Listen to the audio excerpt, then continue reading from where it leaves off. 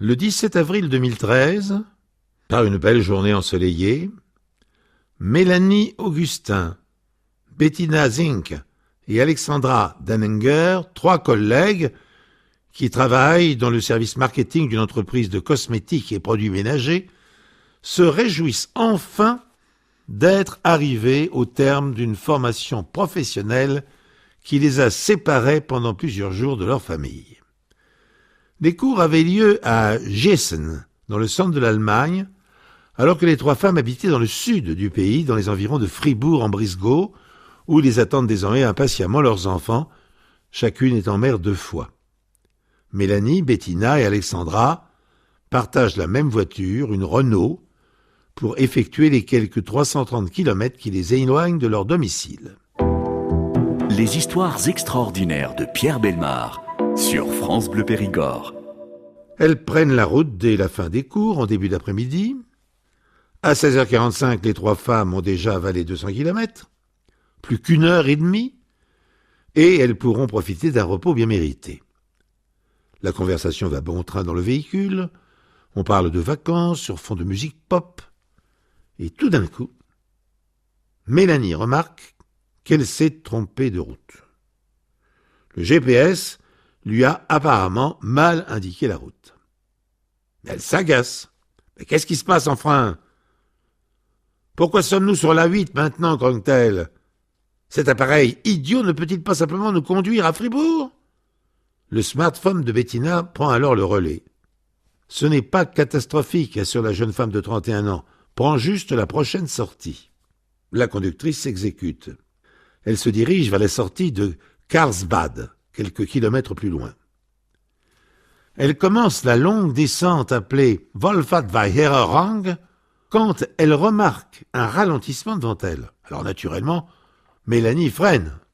D'abord doucement, puis plus vigoureusement. Mais rien ne se produit. « Mais que se passe-t-il » s'inquiète alors Bettina. Le voyant système de freinage défaillant vient de s'allumer. Les femmes ont leur réponse. Mais il y a peut-être plus grave. Tout d'un coup, les visages sont inquiets. Alexandra intervient depuis l'arrière. « C'est quoi cette odeur ? Vous ne sentez pas ? Mais quelque chose brûle. » Une épaisse fumée se diffuse à l'intérieur de la voiture.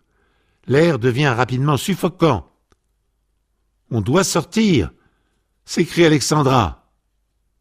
Mais la voiture est lancée à 90 km/h environ.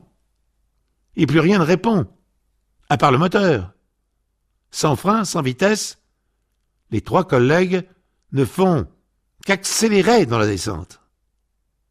Derrière elle, Willem Dirkman, un consultant en informatique de 45 ans, observe avec anxiété la scène. Au volant de sa BMW, il remarque que la Renault perd un liquide enflammé. Sur son passage, la voiture des 3 femmes laisse des gouttes puis des flaques en feu sur l'asphalte. Willem zigzague entre ces obstacles. La fumée noire qui se dégage du véhicule hors de contrôle lui complique encore la tâche. À l'intérieur, Mélanie, Bettina et Alexandra sont proches de l'asphyxie malgré les fenêtres ouvertes. La conductrice devine maintenant à peine la route à travers l'exhalaison toxique aux odeurs de plastique fumé. Des véhicules les doublent, certains les klaxonnent, sans résultat évidemment, surtout que la pente se prolonge encore sur des centaines de mètres. Willem craint l'explosion, il sait qu'il doit agir maintenant. Il double alors à son tour la Renault en péril. Tout doucement. « Mais que fait-il » s'interroge Bettina. « Bon sang !»« Mais avancez ! Nos freins ne fonctionnent plus !» rage Mélanie. Willem ne prête pas attention à ses plaintes. Calmement, il se rabat devant la bombe prête à exploser et commence à freiner. « J'espère juste que ça va marcher », se dit-il. Mélanie ne parvient pas à éviter l'impact. Elle ne sait pas à ce moment que celui-ci va la sauver. Car heureusement, au bout de quelques dizaines de mètres, les deux véhicules s'immobilisent. « Sortez de là vite !» hurle Willem. Alexandra fonce vers le bas-côté pendant que les deux autres passagères récupèrent leurs bagages. Alors qu'elle enjambe la barrière de sécurité pour se mettre à l'abri du danger, la Renault s'embrase entièrement dans un souffle. Bettina et Mélanie ont fui juste à temps. Elles rejoignent leur ami et Willem sur la pelouse. Les trois femmes sont indemnes, mais en état de choc. Vous êtes en sécurité, plus rien ne peut vous arriver maintenant, leur répète leur sauveur. Willem Dirkman a reçu une médaille de la police pour sa bravoure. Lors de la remise, il a déclaré « J'aimerais que mon action soit considérée comme un appel à lutter contre l'indifférence. La volonté d'aider et le courage civique sont des valeurs que les parents et les professeurs devraient inculquer aux enfants. » Podcastez les histoires extraordinaires de Pierre Bellemare sur francebleu.fr. Le 14 septembre 1972, les époux Ozeklis, Al et Nancy, deux anciens skieurs de l'équipe professionnelle des États-Unis, arrivaient sur leur lieu de vacances avec leurs enfants. Alex, 3 ans et demi, et Anna, 2 ans et demi. En amoureux de la nature, Al et Nancy avaient choisi comme destination le parc national Jasper dans les montagnes rocheuses au Canada. Les histoires extraordinaires de Pierre Bellemare sur France Bleu Périgord. Sitôt arrivé, la famille partit sur un sentier de randonnée qui semblait ni trop long ni trop accidenté. Il était important de ménager les forces des deux petits, avaient pensé, judicieusement d'ailleurs, leurs parents. Eh bien, malgré cette précaution, après environ 1 heure de marche, Alex et Anna commencèrent à montrer des signes de fatigue. Ils demandèrent à leurs parents de les porter dans leur sac à dos. Al prit avec lui Alex, tandis que Nancy se chargea d'Anna. Une fois les enfants confortablement installés, la marche put reprendre dans la joie. Pas pour longtemps toutefois, car un grognement terrifiant, venant d'un sous-bois, stoppa soudainement la petite famille. Figés d'épouvante, Al et Nancy observèrent les alentours avec méfiance. Moins d'1 seconde plus tard, la jeune femme vit un grizzly se précipiter sur son mari qui portait toujours son fils. Du coin de l'œil, elle remarqua également un ourson qui fuyait en sens contraire. L'ancienne skieuse professionnelle devait se rappeler pendant des années avec effroi des cris de détresse de son petit et du rugissement tonitruant de la bête. Semblable, en plus fort, a-t-elle témoigné, au grondement d'une meute de chiens furieux en train de se battre. La course du grizzly fut si rapide qu'Al eut à peine le temps de réagir. C'était comme si un train de marchandises me fonçait droit dessus, a-t-il raconté par la suite. Il parvint, cela dit, au dernier moment à éviter l'impact en faisant un écart brutal. Mais le grizzly, une femelle, n'avait pas dit son dernier mot. Elle fit volte-face et revint à la charge. Et cette fois, l'animal fit mouche. Al tomba par terre sur le dos. Il ne put éviter d'écraser de son poids son petit garçon sous lui. La femelle s'obstina alors avec sa puissante mâchoire sur les 2 jambes du randonneur. L'homme se défendit courageusement malgré la douleur. Il frappa plusieurs fois du pied gauche sur la gueule de son prédateur. Abreuvé de coups, l'ours finit par abandonner sa proie. Hélas, c'était pour en trouver tout de suite une nouvelle en se ruant vers Nancy. L'ancienne skieuse l'attendait de pied ferme, une longue branche de sapin calée sous le bras. Elle brandit son arme de fortune, telle une épée, devant l'animal, et lui admonesta plusieurs coups sur l'épaule. Dans son dos, la petite Anna ne bronchait pas. Et tout à coup, sans raison apparente, le grizzly à la fourrure noire et argent se désintéressa de ses prises. il s'éloigna pesamment sur le sentier que les Ozeklis avaient emprunté quelques minutes plus tôt. Pour la famille, bien sûr, ce fut l'heure du bilan. Nancy n'avait pas une égratignure. Les deux petits étaient choqués, mais parfaitement indemnes. Par contre, Al se trouvait dans un sale état. Ses jambes n'étaient plus que des lambeaux de chair. Nancy coupa des morceaux de tissu dans son anorak pour pratiquer un bandage sur les membres endoloris de son pauvre époux. « Est-ce qu'on va mourir, maman ?» demanda Alex entre deux sanglots. « Est-ce que papa va mourir ?» Cette phrase eut l'effet d'un coup de fouet sur Al. D'un bond, il se leva et déclara le timbre haut et clair « Filons d'ici en vitesse !» La famille décida de ne pas retourner sur ses pas. C'était la direction que venait de prendre le Grizzly. Ils obliquèrent donc à travers d'épais taillis et finirent par tomber sur un nouveau sentier. Grâce à 2 branches de sapin arrachées sur lesquelles ils prenaient appui, Al parvint à avancer à un rythme raisonnable. Sa femme portait leurs 2 petits. Anna devant, Alex derrière. Après plus d'1 heure de marche, la famille aperçut une station de pompage de pétrole qui semblait en activité. Nancy s'y précipita. Elle trouva 5 gaillards dans le réfectoire et grâce à leur aide, les secours furent alertés. Quelques minutes plus tard, toute la famille était transportée à l'hôpital. Al fut immédiatement installé sur la table d'opération. Il y resta 2 longues heures. Les muscles et les nerfs de ses jambes avaient été profondément touchés, mais les médecins lui apprirent qu'il pourrait retrouver toutes ses capacités après une convalescence. Rien d'irréversible en somme. Et c'est ainsi qu'au milieu de l'hiver, on retrouva Al sur des skis, glissant avec le même plaisir qu'avant sa rencontre avec le terrible animal. Philosophe Nancy a trouvé une leçon à leur histoire. Même aujourd'hui, nous n'en voulons pas à l'ours. Nous avions simplement pénétré dans sa maison et trop approché son bébé. En un sens, c'est notre faute si elle s'est jetée sur nous. C'est l'instinct maternel qui l'a poussée à nous attaquer, tout comme il a fait jaillir en moi un courage dont je ne me savais pas capable. Elle défendait ses petits, moi les miens.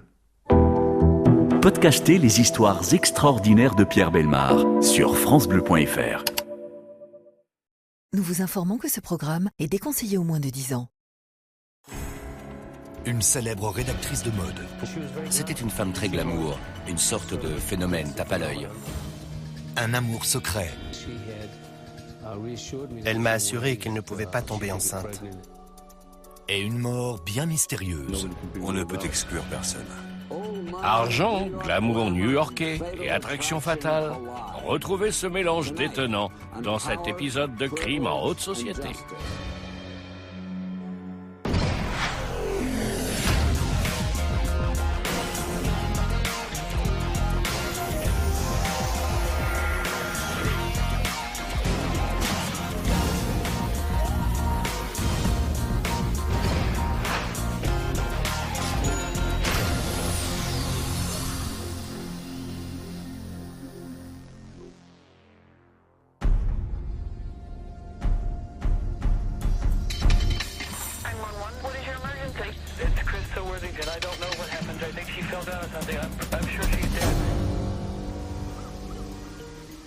C'est la police de Truro dans le Massachusetts, près de la pointe du Cap Cod, qui prend l'appel. Tim Arnold, auteur de livres pour enfants vivant à Cap Cod, explique qu'il s'est rendu chez sa voisine, Krista Worthington, pour lui rendre une lampe torche et qu'il y a fait une macabre découverte. Et il a vu que la porte de derrière avait été défoncée à coups de pied. Il est entré dans la maison et a découvert avec horreur Krista étalée par terre et à moitié nue. La petite Ava, 2 ans, est cramponnée au corps de sa mère. Il a appelé Krista. Il a dit que la fillette a levé les yeux. Il l'a prise dans ses bras et a constaté que Krista ne réagissait pas. Ne trouvant pas de téléphone dans le cottage, Tim traverse le petit bois en courant et retourne chez lui appeler les secours.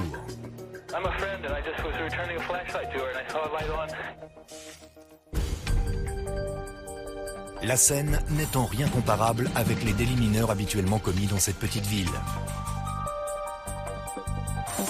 L'agression était violente. C'était une scène horrible. Il y avait beaucoup de sang. Même pour des personnes qui sont dans la police depuis longtemps, c'était une scène de crime atroce et épouvantable. Mère célibataire de 46 ans et ancienne rédactrice de mode, Krista Worthington gît morte sur le sol de sa cuisine. Elle a été sauvagement battue et poignardée d'un seul coup de couteau dans la poitrine.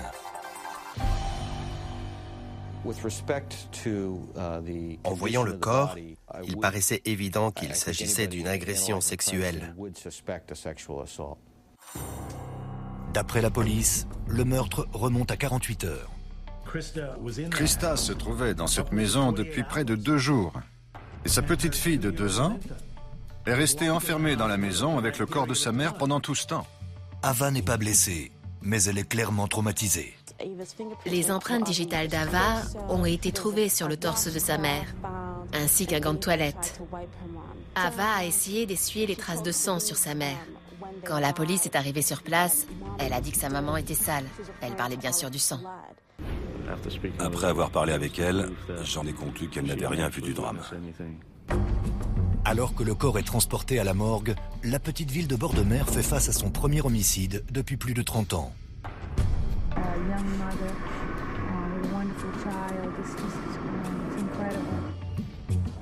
Dans cette ville réputée pour sa beauté sauvage et son charme pittoresque, ce meurtre occupe tous les esprits.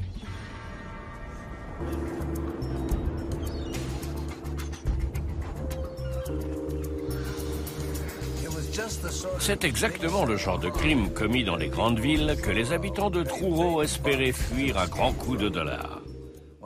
Quand j'étais petit, ma famille et moi passions nos vacances d'été dans un hôtel de Harwich. Encore aujourd'hui, j'aime aller là-bas de temps en temps. Il est difficile d'imaginer cet endroit idyllique devenir le théâtre d'un crime aussi horrible.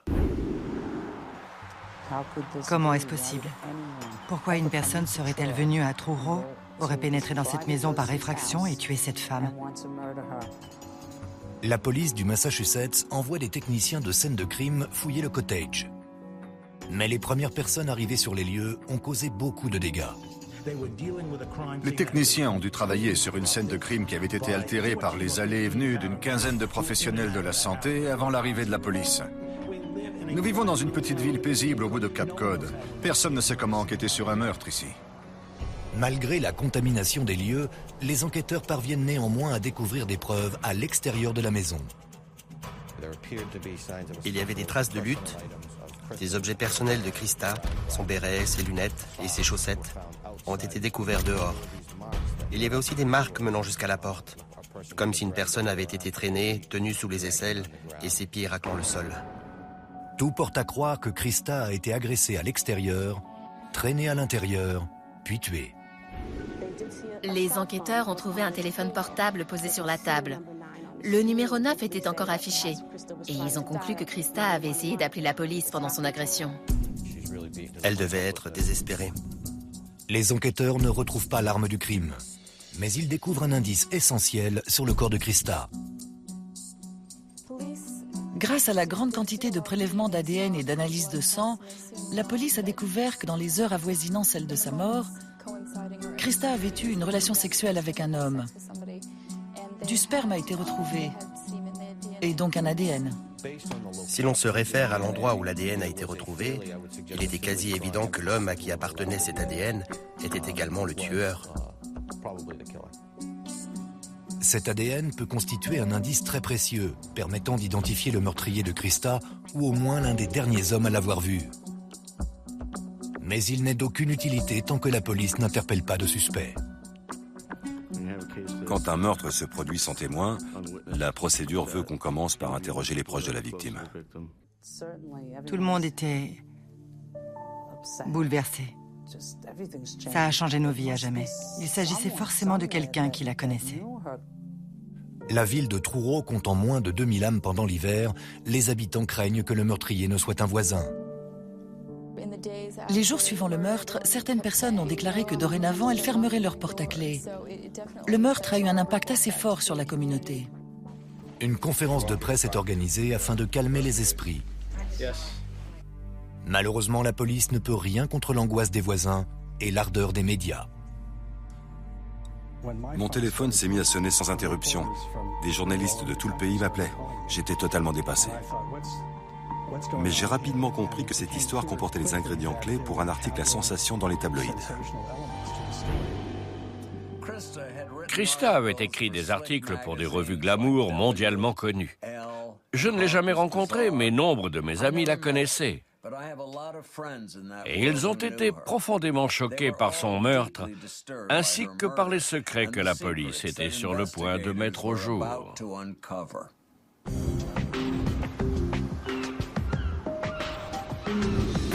Une semaine après la découverte du cadavre de Krista Worthington dans sa maison de Cape Cod, sa famille et ses amis se réunissent pour une messe du souvenir. C'était un rassemblement très triste. Personne ne savait vraiment comment réagir. Ce drame nous semblait tellement inconcevable. Les amis se souviennent d'une femme qui avait tout pour elle. Elle était d'une bonne humeur inconditionnelle. La vie qu'elle menait la comblait parfaitement. Elle ne pouvait pas être plus heureuse. Au dire de tous, elle était bénie des dieux. Elle avait un travail très glamour qui lui avait permis de beaucoup voyager. À Paris, New York. Elle avait eu de nombreuses conquêtes. Mais Krista cherchait constamment à atteindre quelque chose hors de portée. Elle déménage à Truro seulement 4 ans avant son meurtre. On est bien loin de la Côte d'Azur, mais là-bas, dans son cottage au milieu des dunes, elle trouve la sérénité. Elle adorait Truro. Cette ville occupait une place centrale dans son cœur. C'était son foyer, ses racines. Des proches vivent à proximité, et tout le monde en ville l'appelle par son prénom. On peut dire que c'était la terre de ses ancêtres. Il y a même des rues qui portent le nom de Worthington. Krista est la seule fille de Gloria, artiste peintre, et de Toppy, procureur de la République. Ils vivent à Hingham, dans la banlieue de Boston. Mais chaque été, ils passent leurs vacances au Cap, où leur nom est bien connu de l'élite venue passer la période estivale. Les Worthington viennent à Truro de génération en génération. Les Worthington sont l'une des familles les plus importantes, si ce n'est la plus importante de cette région du Cap. Le grand-père de Krista comptait parmi les plus gros employeurs et propriétaires terriens de la ville. Le patriarche de la famille Worthington, John Senior, était une grande figure de l'industrie de la pêche. Et il a profité de la Grande Dépression pour acquérir de nombreux terrains. Pendant que le grand-père de Krista fait des affaires en or, la grand-mère Tini lance une collection de vêtements dernier cri créés à partir des filets à poissons de Cape Cod. C'est à ce moment-là que naît l'amour de Krista pour la mode. Après l'obtention de son diplôme à l'université de Vassar, la jeune journaliste décroche un boulot en or au Women's Wear Daily. Très vite, elle s'envole pour Paris où elle couvre les prestigieux défilés de grandes marques de luxe. C'était une femme très glamour, une sorte de phénomène tape à l'œil. Elle était la chef de la succursale de Women's Wear Daily à New York et elle connaissait tous les stylistes. Elle avait développé un mode de vie des plus agréables là-bas. Krista est sur la liste d'invités de tous les événements les plus huppés, des défilés de mode aux matchs de polo, en passant par les bals officiels de la royauté européenne. Certaines personnes auraient donné cher pour avoir son carnet d'adresses. Les plus grandes stars de l'époque discutaient avec elle au téléphone. Son métier l'a fait voyager entre Londres et Manhattan, où le champagne coule à flot. C'était l'époque du feuilleton Dynasty, ce qui explique pourquoi tout était surdimensionné, tape à l'œil et glamour. Les grosses fortunes dépensaient leur argent sans compter, comme au Studio 54 par exemple. C'était de la folie, un univers particulièrement grisant. Krista fréquente peut-être des célébrités, mais elle n'en garde pas moins une certaine liberté d'esprit. Même si son dressing room est rempli de tenues de grands couturiers, elle s'habille le plus souvent en jean et avec des vêtements dénichés dans des friperies. Ceux qui la connaissaient bien l'imaginaient plus facilement en jean ou en pull ou en t-shirt, avec les cheveux en bataille parce qu'elle était toujours pressée et n'avait pas le temps de se faire belle. Par contre, quand elle sortait pour les affaires ou faire la fête, elle prenait le temps de se préparer. Mais ce n'était pas la vraie Krista. Alors que Krista approche de la quarantaine, son quotidien à 100 à l'heure perd de son intérêt. Elle aspire à une vie plus substantielle. Elle remettait son mode de vie en question et réfléchissait à ce qui était vraiment important à ses yeux. Elle dit à ses amis qu'elle souhaite fonder une famille. Je crois qu'un jour, elle a réalisé qu'elle avait passé sa vie entière à profiter des plaisirs en tout genre, en mettant de côté son rêve de devenir mère. Et c'est à ce moment-là qu'elle s'est un peu affolée. Mais plus elle pense à l'idée d'avoir un enfant, plus elle envisage de vivre cette expérience seule. Krista était devenue membre d'une association regroupant des mères célibataires par choix. Elle songeait à avoir recours à l'insémination artificielle pour avoir son enfant. Elle avait même rapporté chez elle des biographies de donneurs de sperme et des cassettes audio avec les voix de ces derniers.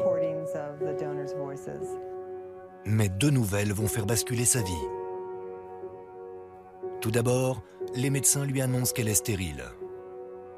Ensuite, elle apprend que sa mère souffre d'un cancer. Krista retourne en Nouvelle-Angleterre pour se rapprocher de sa mère. Elle finit par emménager à Westwind. Le cottage familial à Truro devient rapidement sa résidence principale. Je pense qu'elle voulait juste passer à la phase suivante de sa vie, ce qui impliquait de retourner sur ses terres d'origine, cette région qu'elle appréciait particulièrement. C'est vrai que c'est un endroit magnifique. En dehors de la saison estivale, Truro peut être un endroit morne et isolé. Surtout pour une femme habituée aux fêtes fastueuses et aux croissants frais. Le week-end ou les vacances finies, les familles aisées font leurs valises et abandonnent les chalutiers, les poissons et les habitants du coin. C'est une ville très paisible, très calme. C'est l'antithèse absolue de New York. Dans cette période de sa vie, c'était vraiment l'endroit idéal pour Krista. C'est à Truro, lors de l'été 1998, que Krista a une liaison avec un homme nommé Tony Jackett, un pêcheur local et également chargé de la régulation de la pêche de crustacés de la ville. Il avait une réputation de don Juan. Il aimait la compagnie des femmes. Alors quand j'ai appris que Tony avait une liaison avec Krista, je n'ai pas été surprise. Par miracle, Krista tombe enceinte. C'était son rêve qui devenait réalité d'une certaine manière. Un rêve dont elle n'avait jamais imaginé qu'il pourrait un jour se réaliser. C'était un véritable bonheur pour elle. Mais pour Tony, le bonheur est loin d'être au rendez-vous. J'ai été sous le choc. Krista m'avait assuré qu'elle ne pouvait pas tomber enceinte. Et à l'annonce de la nouvelle, je me suis dit que c'était le début de gros ennuis. Krista est sur un petit nuage. Mais Jackett est déjà marié, père de 6 enfants, et il n'a nullement l'intention de demander le divorce. Tout le monde vous dira que Krista était une chic fille, mais que ses goûts en matière d'hommes laissaient à désirer. Krista ne tenait pas vraiment à ce que Tony s'implique dans la grossesse. Elle disait qu'elle s'occuperait de tout elle-même, c'était sa volonté, elle ne lui a rien demandé. L'arrangement semble fonctionner. Le temps passant, je me suis dit qu'il était peut-être inutile que j'en parle à ma femme. Mais après avoir élevé Ava seule pendant 1 an et demi, Krista veut que sa fille ne manque de rien. Au bout d'un certain temps, elle a voulu que je sois présent pour Ava. Jackett doit avouer à sa femme la vérité sur sa liaison et sa fille illégitime. Je ne savais pas comment ma femme réagirait. Je m'étais préparé à ce qu'elle ne puisse pas me pardonner et qu'elle m'oblige à partir de la maison. Mais le mariage résiste et au final, Ava est même la bienvenue dans la famille Jackett. Pendant 1 an, on a agi dans le meilleur intérêt d'Ava, parce que c'était ce que Krista désirait. On se disait que tout allait pour le mieux, ce qui était vrai. Elle avait refusé de prendre une assurance maladie, du coup je lui avais fait bénéficier de la mienne. Nous étions à très bon terme et Krista jugeait inutile d'aller au tribunal pour mettre au clair notre situation. Les enquêteurs se demandent à présent si Jacket ne nourrit pas quelques ressentiments à l'égard de Krista pour tous les ennuis qu'elle lui a causés. Et quand ils découvrent que la petite Ava hérite d'1 million de dollars, la suspicion augmente. D'après les apparences, il avait un mobile. La fillette avait hérité d'une importante succession. Étant le père de la fillette, de lourds soupçons pesaient sur lui. La police interroge Jacket, mais il nie catégoriquement être impliqué dans le meurtre. Did you kill Krista? I can't imagine anybody asking me that, and my answer is going to be, of course not. And I hadn't been anywhere near her house. Les anciennes conquêtes sont généralement en haut de la liste des suspects, mais Tony est le seul ancien amant dans les parages. Les policiers s'intéressent aussi à un autre homme qui avait accès au cottage de Krista et à sa chambre. Tandis que la police continue d'enquêter sur Tony Jacket, le père du bébé de Krista Worthington, un autre suspect fait son apparition. Comme l'apprend bientôt la police, Tim Arnold, l'homme qui a découvert le corps de Krista et prévenu les secours, a été bien plus qu'un simple voisin. Tim Arnold est un homme intéressant. Il est illustrateur et il écrit des livres pour enfants. Il vit juste derrière le cottage de Krista et pouvait y accéder par le porche arrière de sa maison. C'est pendant l'hiver, alors qu'elle vivait avec sa fille Ava, qu'ils sont devenus amis. Puis, quelque temps plus tard, amants. Ils se fréquentent pendant près d'1 an suite à la liaison de Krista et Tony. Ils vivent même ensemble durant 4 mois dans le cottage West Wind.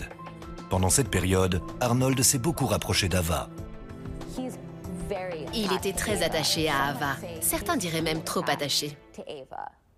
Mais au bout d'1 an, Krista met un terme à leur relation. C'était un homme qui avait besoin de beaucoup d'attention. Au début, ils se sont aidés l'un l'autre. Mais ensuite, je crois qu'il était un peu trop étouffant. C'est pourquoi elle lui a demandé de partir. Arnold est dévasté. J'ai longuement appris à connaître Tim, et cette rupture l'a vraiment perturbé. 2 écrivains trouvant l'amour sur leur pas de porte. Ça a sans doute été le bonheur au départ. Quand une romance en est à ses balbutiements, avoir son amant vivant dans la même rue peut se révéler fantastique. Mais quand la routine s'installe, ça peut être une torture. Les enquêteurs doivent déterminer si la situation a pu pousser Tim au meurtre. Ce qui est indéniable, c'est que Krista a rejeté Tim.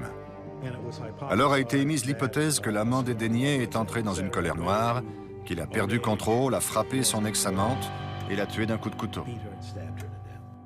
L'explication que Tim donne quant à la découverte du corps soulève des interrogations.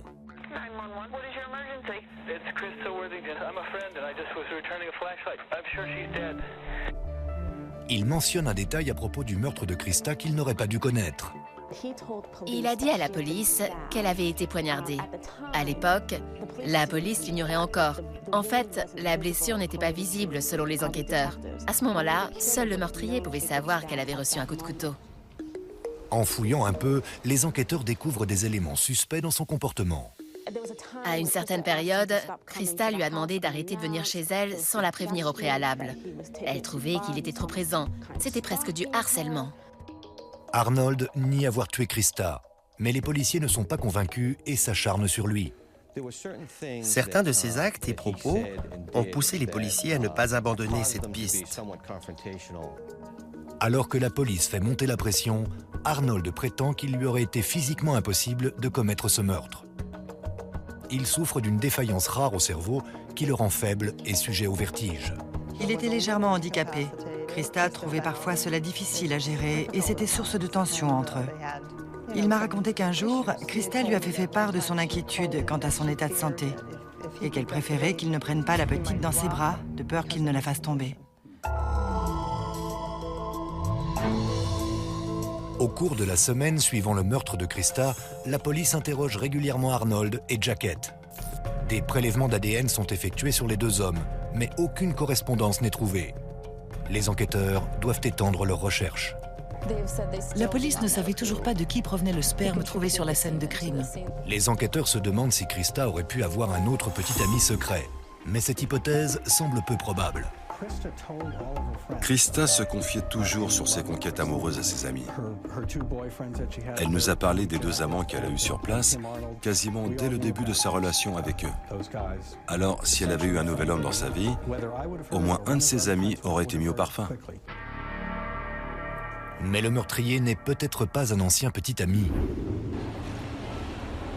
Au cours des entretiens avec la famille et les amis, la police met au jour des secrets sur la famille de Krista.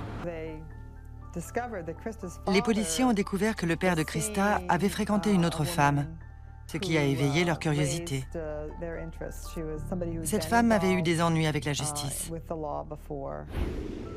Plusieurs années auparavant, le père de Krista, Toppy, est un assistant du procureur dans le Massachusetts. Et il est tenu en haute estime par ses pairs. Cet homme a gravi beaucoup d'échelons dans sa profession. À présent, le veuf de 73 ans ne se montre plus à la hauteur de sa réputation. Les enquêteurs apprennent qu'il fréquente Bess Porter, 29 ans, autrefois condamnée dans le cadre d'affaires de prostitution et de drogue. Cette liaison débute plusieurs mois avant la mort de Krista. I see him and her together every once in a while. That's all I know about them. They keep their business behind their door. On avait l'impression qu'il était son vieux protecteur. C'était un nouveau rebondissement dans cette affaire qui réunissait beaucoup de personnages très intéressants et comportait de nombreuses surprises. Cette révélation embarrasse beaucoup les Worthington. D'un côté, on a cet homme dont la réputation n'est plus à faire, qui a étudié à la faculté de droit de Harvard et qui a été procureur. Et de l'autre, on découvre un homme plus mystérieux, qui entretient une liaison avec une jeune prostituée de la banlieue de Boston accro à l'héroïne. Des amis déclarent aux enquêteurs que Krista était furieuse de cet arrangement et qu'elle avait essayé d'y mettre un terme. Cette histoire l'avait mise hors d'elle. Elle n'en revenait pas que son père puisse fréquenter cette femme, qui premièrement était issue d'un milieu aussi différent, deuxièmement était beaucoup trop jeune, et enfin qu'elle soupçonnait d'être une manipulatrice de talent. Krista est allée jusqu'à engager un détective privé pour suivre et piéger son père. Elle voulait prouver qu'il était sénile et irresponsable. Si Krista avait réussi son coup, le train de vie fastueux de Bess Porter aurait connu une fin brutale. Elle m'avait dit qu'elle voulait mettre un terme à cette relation, ou du moins que son père cesse d'entretenir Bess Porter, et je me suis dit qu'on tenait là un mobile de meurtre. Cette affaire présente une liste de suspects digne d'un roman d'Agatha Christie. Tout d'abord, le pêcheur coureur de jupons. Puis, l'auteur de littérature enfantine handicapé. Et maintenant, une ancienne prostituée qui prêche pour son sein. Le public se délecte de tous ces rebondissements et de nombreux chapitres restent à suivre. Les enquêteurs travaillant sur le meurtre de Krista Worthington découvrent un secret de famille bien déplaisant. Peu de temps avant sa mort, Krista tente de mettre un terme à la relation qu'entretient son père avec une prostituée toxicomane. Cette découverte a marqué un tournant dans l'enquête. Tout à coup, on a eu une coupable potentielle avec un mobile qui tient la route. Les détectives se rendent à Quincy, une ville ouvrière austère près de Boston, pour interroger Porter et l'un de ses amis, Edward Hall. Tous deux nient avoir joué un quelconque rôle dans ce meurtre. La police enquête longuement sur Porter et Hall. Comme souligné dans les rapports de police, il y a eu des discussions relatives au fait que Toppy avait coupé les vivres à Beth, sous la pression de sa fille Krista. Mais la police ne procède à aucune arrestation. Les autorités recentrent leurs investigations sur la région de Truro. Plusieurs semaines après le meurtre, la police interroge le gendre de Tony Jackett, Keith Amato. Il connaissait Krista et avait déjà utilisé au moins une fois la douche extérieure de la maison. Quand vous êtes sur la plage, il est possible d'accéder à cette petite douche pour se rincer le corps. C'est pour cette raison qu'on l'a interrogé. Keith a été convoqué au poste de police où on lui a posé de nombreuses questions. Les policiers ont tapé du poing sur la table. Keith s'est mis à transpirer et est devenu très nerveux, car il avait réalisé qu'il ne s'agissait pas d'une banale conversation amicale avec la police. Mais son ADN ne correspond pas non plus et les enquêteurs sont de retour à la case départ. Du coup, ils élargissent leurs recherches et interrogent toutes les personnes qui connaissaient Krista ou qui étaient déjà venues dans sa maison du Cap.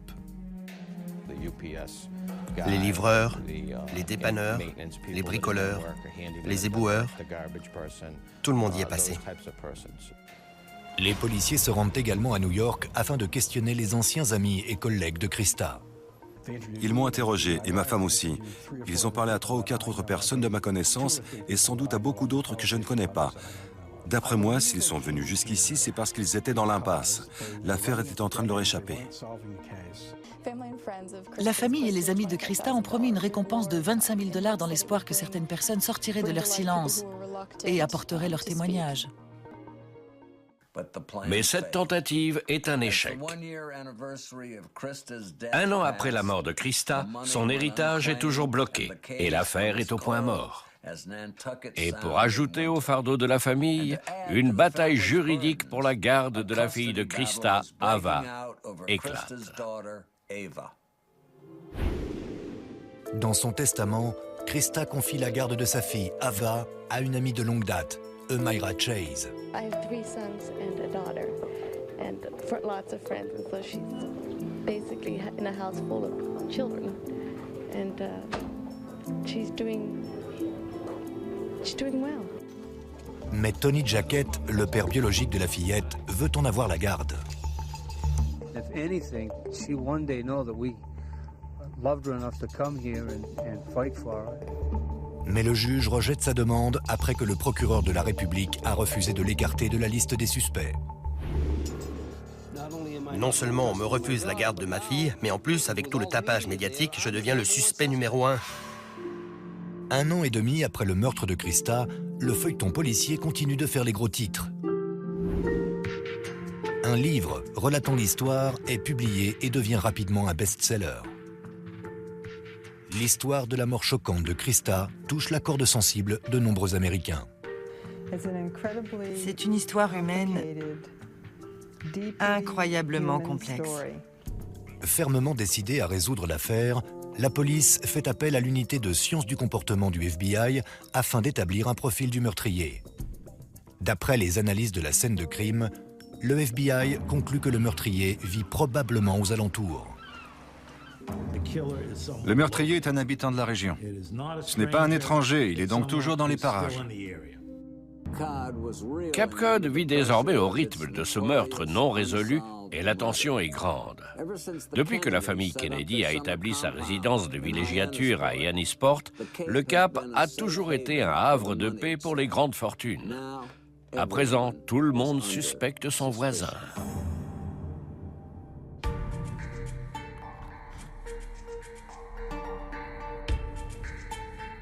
Alors que le 3e anniversaire de la mort de Krista Worthington approche, la police est plus que jamais convaincue que le meurtrier habite la région.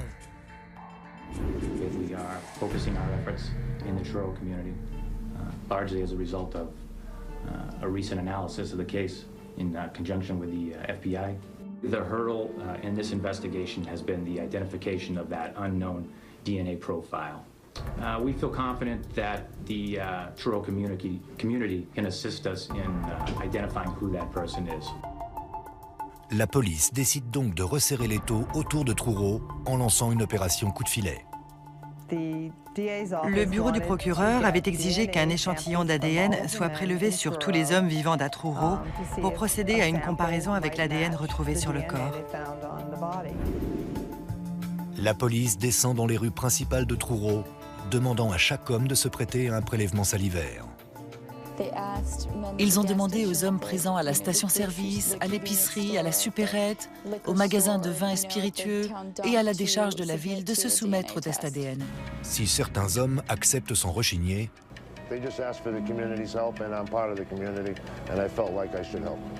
en revanche, d'autres refusent.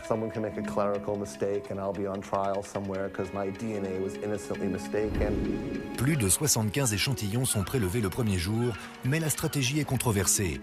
L'Union américaine pour les libertés civiles fait entendre son mécontentement, surtout lorsque les enquêteurs avouent prêter grande attention à la réaction des hommes face à cette demande. Si vous refusiez de donner votre ADN, la police prélevait votre plaque d'immatriculation et ajoutait votre nom à une liste noire. Le petit ratissage de la police d'État provoque une véritable tempête de controverses. Je sais qu'il y avait une enquête en cours et je m'y serais certainement plié. Mais imaginez, vous êtes en train de manger votre sandwich bien sagement quand un policier débarque, vous demande de le suivre et vous prélève un échantillon de salive.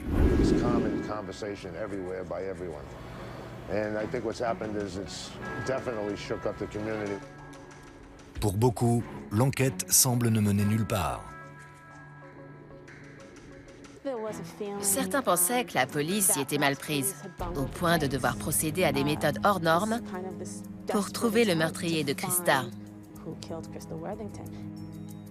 Beaucoup craignent que ce désespoir ne mène l'enquête dans une mauvaise direction. Un certain courant d'opinion soulevé par le prélèvement salivaire prétendait que la police allait monter un coup contre quelqu'un, parce qu'il fallait trouver un coupable. Cape Cod est connu pour la pêche et la police espérait la grosse prise en lançant ses filets au hasard. Ces inquiétudes sont renforcées par des rapports mentionnant que la police a tenté de soutirer des aveux au premier suspect. Ils ont exercé une grosse pression sur Tim Arnold. Idem pour Keith Amato, le gendre de Tony Jackett. D'après lui, il aurait été traité de nom d'oiseau et les policiers l'auraient même accusé d'avoir des rapports sexuels avec des hommes. Mais la police défend ses méthodes d'interrogatoire et les prélèvements d'ADN sous prétexte que ce procédé a déjà fonctionné par le passé. Cette méthode avait déjà été utilisée dans une petite ville d'Angleterre et avait permis d'interpeller l'auteur d'un viol. Nous n'étions pas sûrs à 100% que ça fonctionnerait, mais ça valait le coup d'essayer. Les habitants de Truro ignorent tout de la lenteur de l'enquête. La police a prélevé l'ADN de plus de 100 hommes, mais à cause de ses faibles moyens, le laboratoire ne peut en tester qu'un nombre infime. Le procureur a fini par admettre que les techniciens avaient pris beaucoup de retard. Ils étaient en sous-effectif, les moyens étaient insuffisants, mais ils faisaient de leur mieux. Alors que les techniciens de scène de crime de Cape Cod procèdent au hasard à des tests d'ADN et progressent lentement, il va se révéler que le tueur était juste sous leur nez. Apparemment, la justice à Truro n'est pas un modèle de rapidité ou d'efficacité.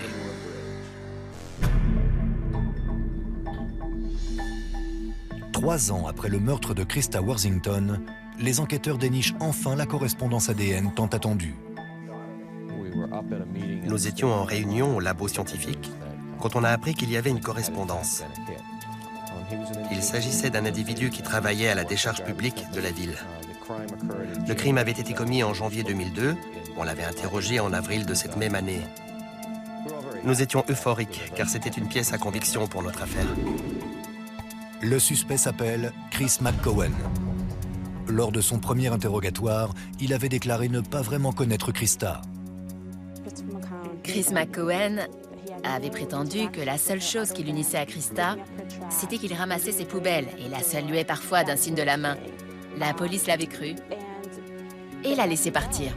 2 ans plus tard, les policiers réinterrogent McCowan et ce dernier donne son ADN de son plein gré. Mais malheureusement, l'échantillon de salive est resté pendant plus d'1 an dans la réserve, en attente d'être testé. Ça a été un véritable choc. Le coupable a vécu sous le nez de la police pendant toutes ces années. Il avait été interrogé, son ADN avait été prélevé. Et voilà qu'il est lié au meurtre. L'opinion publique s'indigne devant cette incompétence criante. Pendant que la police perd du temps à prélever l'ADN d'innocents, le véritable suspect déambule sous leurs yeux pendant 3 longues années. Et plus la police en apprend au sujet de McCowan, plus elle est persuadée de tenir son coupable. Christopher McCowan est arrivé à Cape Cod il y a presque 10 ans. Avant, il vivait en Floride, où il avait eu quelques ennuis avec la justice et avait passé quelque temps derrière les barreaux. Son casier judiciaire contient une condamnation pour vol qualifié, coups et blessures et voies de fait. Et même après son emménagement au Cap dans les années 1990, il s'attire de nouveaux ennuis. Il a eu plusieurs petites amies, et une majorité d'entre elles avaient demandé une ordonnance restrictive contre lui, suite à des plaintes pour violence. Des policiers armés font irruption dans la maison décrépite que loue McCowen. Last night at approximately 7:15 p.m., detectives from the Massachusetts State Police Detective Unit arrested Christopher A. McGowan, age 33, for the 2002 murder of Krista A. Worthington. Les détectives interrogent McCowen pendant 6 heures. Au début, l'accusé maintient sa version des faits et prétend qu'il ne connaissait pas Krista. Mais quand on lui annonce que son ADN a été retrouvé sur les lieux, McCowen change de disque. Il a déclaré à la police qu'il avait eu une liaison avec Krista. Il admet également qu'il était présent chez Krista au moment où elle a été tuée. Mais il nie être l'auteur du meurtre. Ce serait l'un de ses amis, Jeremy Fraser, le véritable coupable. Dans cette histoire bourrée d'incohérences, McCowen explique que Fraser et lui se sont rendus chez Krista après une soirée alcoolisée dans l'espoir d'avoir des rapports sexuels. McCowen raconte à la police que Krista l'a fait rentrer chez elle, ainsi que Jeremy Fraser. McCowen poursuit en expliquant que Krista et lui ont un rapport consenti, mais que les choses tournent mal lorsque Krista surprend Fraser à fouiller dans son sac à main. Selon McCowen, les deux hommes quittent ensuite la maison, mais Krista les suit à l'extérieur. D'après la police, McCowen a raconté que Fraser a fait demi-tour et l'a frappé 2 fois au visage. Il aurait perdu tout contrôle et aurait poursuivi en la rouant de coups de pied et en la tabassant. Ensuite, Krista a été traînée à l'intérieur de la maison. Et tout à coup, Fraser s'est emparé d'un couteau et l'a poignardé. La police interroge Jeremy Fraser, mais il a un alibi en béton pour le moment du meurtre. La seule thèse affirmant que Jeremy Fraser était présent sur la scène du crime est fournie à la police par un homme ayant changé sa version des faits à 9 reprises. Les autorités inculpent McCowen de meurtre au premier degré et viol avec voie de fait. C'est le soulagement pour la ville de Truro. Mais le jugement de cette affaire attire de nouveau les médias du pays et un autre livre sur l'affaire voit le jour. J'ai interrompu l'écriture d'un livre en cours et l'ai mis de côté pour me consacrer à la rédaction du livre sur le meurtre. La plaidoirie introductive débute le 18 octobre 2006.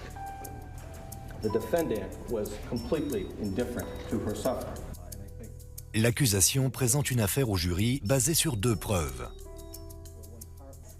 L'échantillon d'ADN et l'interrogatoire de McCowen que la police considère comme un aveu. He's asked at one point in the interview, what would you say if Jeremy Fraser was someplace else at the time of the crime? And he says, then it's all, he throws his hands up in the air and says, then it's all on me.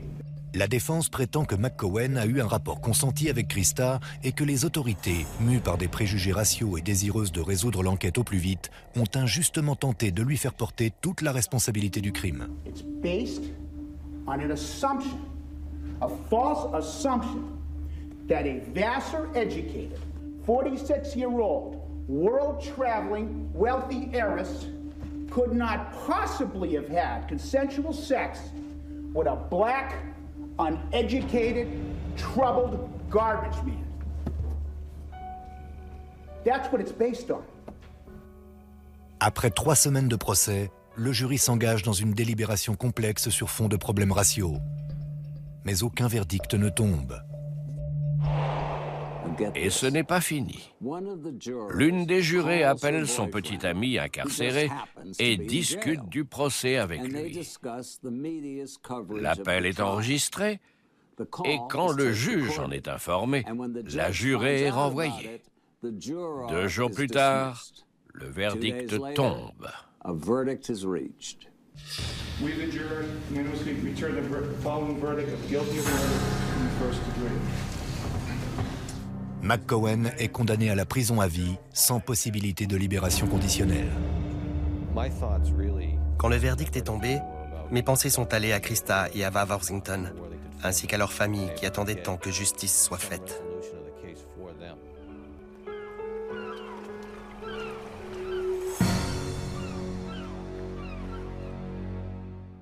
Beaucoup considèrent le meurtre de Christa Worthington comme une affaire classée. Mais le bruit court toujours qu'un homme noir à Cape Cod était une cible toute trouvée, que le véritable meurtrier court toujours et que ce drame survenu dans ce cottage de Truro restera à jamais inexpliqué. C'était Dominique Dunn. Merci de nous avoir suivis.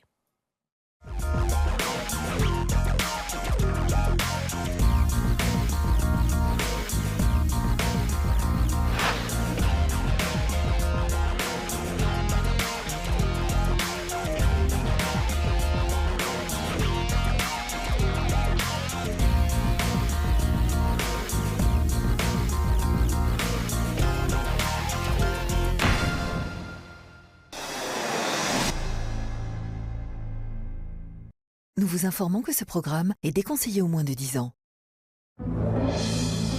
Un producteur de cinéma millionnaire assassiné dans son manoir. C'était épouvantable. Il y avait quelque chose de louche. À la limite entre victime et bourreau. Dans cette affaire d'avarie, c'était chacun pour soi. Une fortune familiale est en jeu. Il y avait un joli magot et elle voulait sa part. On savait très bien qui était l'auteur du crime. La question était de savoir ce qui s'était passé et comment. Ce sont les examens balistiques et scientifiques qui se sont avérés la clé de l'énigme. Une étrange histoire hollywoodienne de meurtre qui oppose un père à son fils. C'est tout de suite dans Crime en haute société.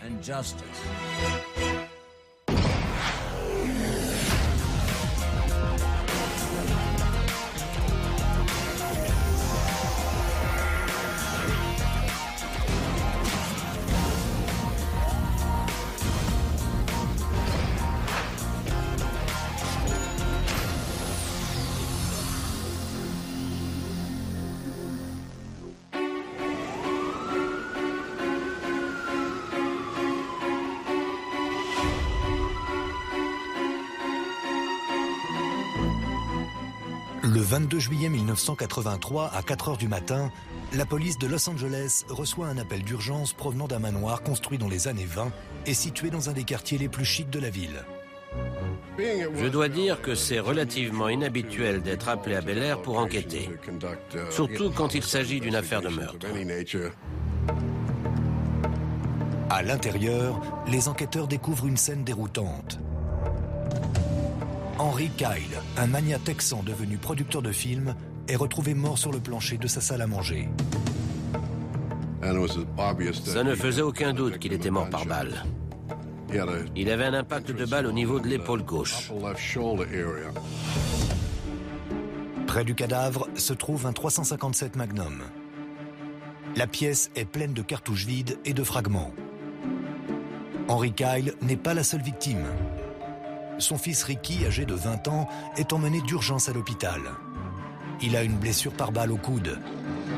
Il affirme aux policiers que son père et lui poursuivaient un intrus lorsque celui-ci les a pris en embuscade. Tout le monde a cru qu'il s'agissait d'une fusillade entre M. Kyle et un cambrioleur. Et que Ricky, pris entre deux feux, avait été blessé au coude droit. Les enquêteurs interrogent les autres habitants de la résidence des Kyle, dont Scott, le frère de Ricky, âgé de 19 ans, ainsi qu'un charpentier et un professeur de tennis. Tous affirment qu'ils dormaient lorsque la fusillade a eu lieu. Aucun d'entre eux n'aurait vu l'intrus. Lorsqu'on a ratissé le quartier, aucun des voisins n'a déclaré avoir remarqué la présence d'un rôdeur autour de la maison d'Henry Kyle. On a visité toutes les maisons. On a interrogé tout le quartier. À l'intérieur de la maison, la police découvre 6 balles qui semblent provenir du 357 Magnum appartenant à Henry Kyle. Mais elle trouve aussi 3 autres balles provenant d'un revolver de calibre 38. Les experts en balistique se mettent à reconstituer la fusillade d'après les blessures des victimes. Il y a une plaie d'entrée et une plaie de sortie, ce qui nous permet de déterminer la trajectoire de la balle à l'intérieur d'un corps. Sur la terrasse, à proximité du corps d'Henry Kyle, la police découvre la balle qui l'a tué. Elle est de calibre 38. Mais tandis que les enquêteurs tentent de déterminer sa trajectoire à partir de la blessure mortelle de Kyle, ils découvrent une lésion de taille importante autour du point d'impact de la balle en question. Ce genre de contusion épidermique autour de la blessure par balle est généralement causé par de la poudre à canon qui n'a pas été consumée. Les lésions sur la peau d'Henry Kyle signifient que l'arme se trouvait à moins de 30 cm lorsqu'on a fait feu, et peut-être même à moins de 15 cm. Cette découverte fait dévier le cours de l'enquête. Les cambrioleurs n'entrent pas chez les gens dans le but de les exécuter. Leur unique objectif, c'est de voler. Dès le départ, mon intuition m'a poussé à croire qu'il ne s'agissait pas d'un simple rôdeur, mais bien d'un coup monté de l'intérieur. Les enquêteurs ont maintenant la certitude qu'Henry Kyle a été victime d'un meurtre prémédité. Henry Kyle était un individu haut en couleur. Un mélange de despote et de personnage de dessin animé. Il faut avoir un ego de la taille du Texas pour poursuivre un rôdeur alors qu'on n'est vêtu que d'un Magnum 357. Dès l'aube, la nouvelle du meurtre se répand à travers Hollywood. À Los Angeles, les médias parlent de tous les incidents qui se produisent dans le monde du show business. Tandis que la foule se rassemble devant la résidence, les enquêteurs poursuivent leur recherche d'indices. Plus tard dans la matinée, ils trouvent ce qu'ils cherchent, l'arme du crime. Suite à nos recherches, on a retrouvé l'arme cachée dans des buissons. On a pu établir, d'un point de vue balistique, que c'était bien l'arme qui avait été utilisée pour commettre le meurtre. Les enquêteurs examinent le pistolet de calibre 38 à la recherche d'empreintes, mais en vain. Soit le tireur portait des gants, soit il a pris le temps d'essuyer l'arme avant de la dissimuler. Pour la police, c'est une déception majeure. Malgré ce qu'on voit dans les séries télévisées, où on nous fait croire que les experts peuvent arriver à résoudre tous les crimes, la réalité est tout autre. Parfois, il manque des éléments cruciaux et on ignore ce qui s'est réellement passé. Les enquêteurs ont bien peu d'indices. La seule personne capable de les aider à comprendre ce qui s'est passé, c'est Ricky Kyle. Or, il est sur la table d'opération. J'ai interrogé Ricky Kyle le lendemain matin à l'hôpital, où on le soignait pour une blessure par balle au coude droit. Bob Grogan enregistre sur son magnétophone le témoignage de l'unique survivant de l'agression. I didn't turn around to look at the man, obviously. I knew that Dad had been hit, and I didn't know I was hit yet. Il s'est montré très coopératif. Il m'a dit que son père avait en permanence une arme à feu à côté de son lit. Le père s'est levé sans prendre le temps de s'habiller. Il était nu. Il a pris son arme et Ricky Kyle, son fils, l'a suivi. D'après Ricky, son père et lui se sont rendus dans la salle à manger, plongés alors dans l'obscurité. Did you feel a presence? Only when Dad suddenly came up with his gun. You felt a presence of somebody else being in the room? I felt that Dad saw somebody. All I know is that I got hit somewhere in those shots. I ran. I was jumping at that moment. I jumped off the first shot, obviously. And I was terrified. And I thought that I was dead. I thought I was as good as dead. La version des faits de Ricky est convaincante, mais elle manque cruellement de détails quant au tueur. Pour l'instant, l'enquête s'enlise. Les policiers ne savent pas quoi penser. Un professeur de tennis, un charpentier, le cadavre d'un millionnaire gisant nu et ses deux fils dans un manoir à Bel Air. Ils vont avoir besoin de temps pour tirer cette affaire au clair. Le lendemain de l'assassinat d'Henry Kyle dans sa résidence à Bel Air, tout Hollywood est captivé par l'intrigue. On avait l'impression d'assister à un épisode de Dallas, la série télévisée. La fusillade, le rôdeur, on y trouvait tous les éléments d'un bon policier. Mais au lieu de se demander qui a tué JR, le public se demande qui a tué Henry Kyle. Pour résoudre le mystère, la police doit creuser dans le passé de Kyle. Henry Harrison Kyle naît en 1923 dans un cabanon miséreux dans la campagne du Tennessee. Très débrouillard, il devient pilote de guerre dans le corps des marines. Durant la Seconde Guerre mondiale, il est décoré pour sa bravoure et acquiert une réputation d'intrépide.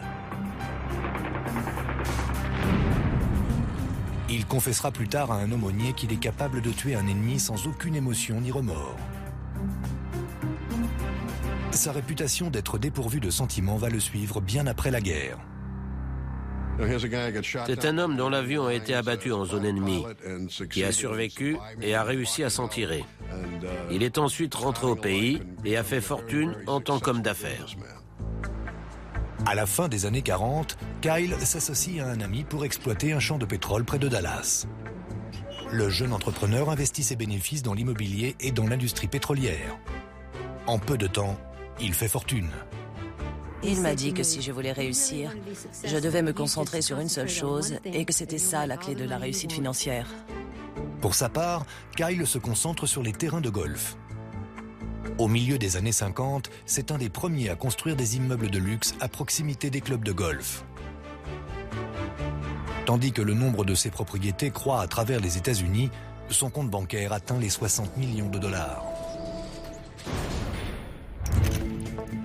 À Dallas, Henry Kyle est un homme important, mais il a toujours été fasciné par Los Angeles. Il se rend régulièrement sur la côte ouest. Dans les années 60 et 70, Kyle réussit à charmer certaines des actrices les plus célèbres. Zaza Gabor admet ouvertement ses talents en tant qu'amant. Et les ragots vont bon train lorsque le millionnaire texan quitte une fête accompagné de Natalie Wood et ne la ramène chez elle qu'après le week-end. À Los Angeles, Kyle joue les gentlemen du Sud. Mais à Dallas, il a la réputation d'être impitoyable. C'était un tyran. Il n'aimait pas être en présence de gens qu'il n'arrivait pas à intimider. Tandis que Kyle profite de sa fortune, il laisse derrière lui des ennemis en affaires et des familles détruites. De ses 4 femmes, Henry a 2 filles et 2 fils. Et aucun d'eux ne lui remettrait le prix du meilleur père. Je crois qu'Henry les intimidait et qu'ils avaient peur de lui. Les enfants de Kyle ne lui apportent que des déceptions. Au début des années 80, sa fille Jackie a des problèmes de drogue. Elle va même jusqu'à poser pour une revue Osée. Son fils Scott est expulsé de son école privée pour avoir caché de l'alcool dans la salle de bain de son dortoir. Son autre fils, Ricky, ne s'intéresse qu'à l'art et la poésie et n'a la moyenne dans aucune autre matière. Les enfants de Kyle vont bientôt découvrir qu'il y a un prix à payer s'ils ne répondent pas aux attentes de leur père.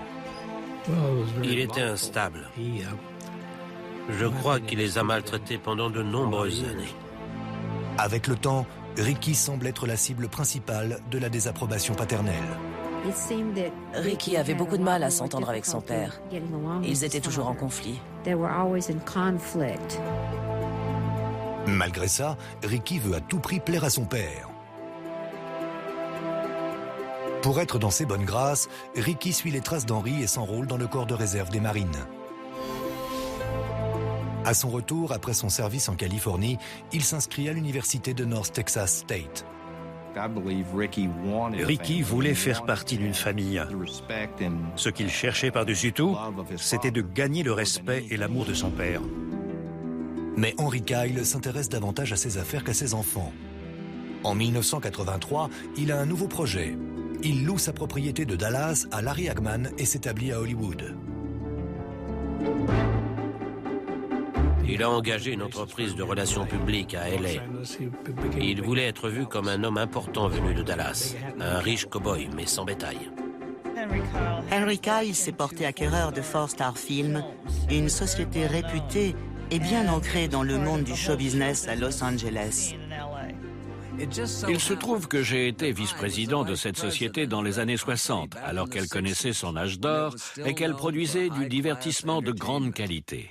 À l'époque, elle appartenait à David Niven, Charles Boyer et Dick Powell, trois des plus chics types d'Hollywood. Mais à l'époque où Henry Kyle achète ses parts, 4-Star ne fait plus que vendre les rediffusions de séries télévisées. À l'occasion de son 60e anniversaire, Henry Kyle emménage dans une vaste propriété appelée Granada, à l'angle de Sunset Boulevard et de Stone Canyon Road à Bel Air. Selon la rumeur, la maison aurait appartenu à Clara Bow, l'ancienne star du cinéma muet. Kyle projette de restaurer le domaine délabré et de lui redonner sa gloire d'antan. C'est à cette époque que Ricky fait une dernière tentative pour entrer dans les bonnes grâces de son père. Il lui écrit qu'il a décidé de rentrer dans le droit chemin et lui envoie son bulletin de notes de l'université pour le lui prouver. Dans la même lettre, il prétend que ses bons résultats lui ont valu d'être accepté à la prestigieuse université de Stanford, en Californie du Nord. Son père était très fier. J'ai parlé à certains amis et associés de M. Kyle et ils m'ont affirmé qu'il montrait la lettre à beaucoup de gens. Il disait « Tenez, regardez, mon fils était accepté à Stanford ». Henry est ravi du revirement de Ricky. Il l'invite à passer l'été dans son manoir de Bel Air. Ricky accepte. Il fait la route de Dallas à Los Angeles pour rejoindre son père et son frère. Mais pourquoi donc Ricky veut-il réemménager avec son père autoritaire? Est-ce une tentative désespérée de se réconcilier ou est-ce que le jeune homme manigance quelque chose? Un mois seulement après la réconciliation de Ricky Kyle avec son père, Henry est abattu dans sa demeure de Bel Air. Et Ricky est hospitalisé pour une blessure par balle au coude. Les seules informations que détient la police, c'est la version de Ricky, selon laquelle un cambrioleur s'est infiltré dans la maison. Il semblerait que M. Kyle et Ricky se soient mis à la recherche de l'intrus. C'est à ce moment-là qu'il y a eu échange de coups de feu. La police fouille la maison à la recherche d'indices, mais elle ne trouve aucune preuve matérielle ni témoin capable d'identifier le tueur. Devant cette impasse, les enquêteurs cherchent plutôt un mobile et trouvent plus qu'ils ne l'auraient espéré. J'ai interrogé des associés, des membres de sa famille, des ex-femmes et ex-petites amies, et elles étaient nombreuses. Henry Kyle est un homme qui avait de nombreux ennemis. Les policiers affirment qu'il y avait 10 000 personnes qui avaient une raison de tuer Henry Kyle. Mais à travers Hollywood, on s'amuse à dire que ce n'était que le début de la liste. Tandis que les enquêteurs s'intéressent de plus près aux affaires d'Henry Kyle, ils découvrent que ses plus grands ennemis faisaient peut-être partie de sa famille. Bob Grogan, l'enquêteur en chef, trouve l'attaché-caisse d'Henry Kyle dans la salle à manger, près de l'endroit où s'est produite la fusillade. J'ai ouvert l'attaché-caisse afin d'en examiner le contenu. À l'intérieur, parmi les premiers documents, il y avait un testament. Il semblerait qu'Henry Kyle s'apprêtait à déshériter Ricky, mais qu'il n'a pas eu le temps d'effectuer les changements. Alors on s'est mis à reconstituer le puzzle. Il avait peut-être tué son père pour une question d'argent. Ricky Kyle devient le suspect principal du meurtre de son père. Tandis que les enquêteurs poursuivent leurs recherches à travers la maison, ils découvrent la lettre de Ricky annonçant son acceptation à Stanford. Après quelques appels, les policiers découvrent qu'il s'agit d'un mensonge. Il ne pouvait pas être accepté à Stanford. Il ne suivait même pas les cours à North Texas State. La police émet l'hypothèse que Ricky a voulu se débarrasser de son père avant que celui-ci ne découvre la vérité au sujet de Stanford. Ou peut-être savait-il qu'il allait être déshérité. Maintenant que les preuves s'accumulent contre Ricky, la police interroge le professeur de tennis et le charpentier qui habitent chez Henry Kyle. D'après leurs témoignages, la relation entre Henry et Ricky s'est envenimée durant les jours qui ont précédé le meurtre. Ils ont vu Henry s'emporter et crier contre Ricky, lui reprochant d'être désordonné et paresseux.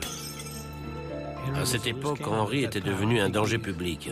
Je crois qu'il était psychotique vers la fin. Tandis que les experts en balistique analysent les lieux du crime, une cartouche en particulier attire leur attention.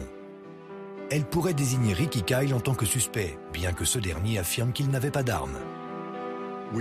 On a retrouvé une balle dans le plancher à environ 8 à 9 mètres de M. Kyle, dans l'entrée, allant de la salle à manger à la cuisine.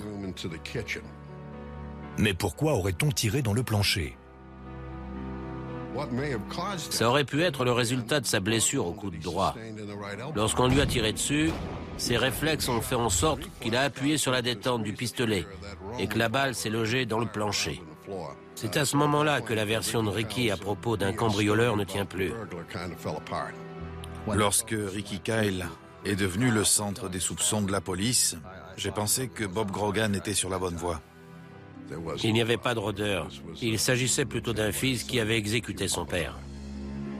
Mais le problème est de relier l'arme du crime aux mains du suspect, ce qui s'avère plus compliqué qu'il n'y paraît car Ricky ne démord pas de sa version des faits. Do you own a gun? No. No gun at all? No. I don't think I'm old enough.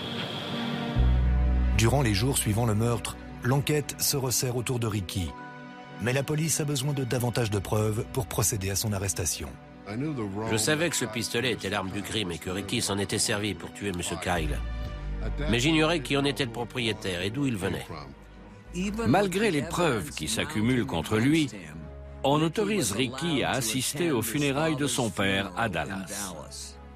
Mais ce que les policiers ignorent, c'est que leur suspect principal est sur le point de craquer. Quelques jours à peine après la mort d'Henry Kyle, la dépouille du multimillionnaire est envoyée à Dallas, sa ville d'origine. Toute la ville est ébranlée par le meurtre mystérieux.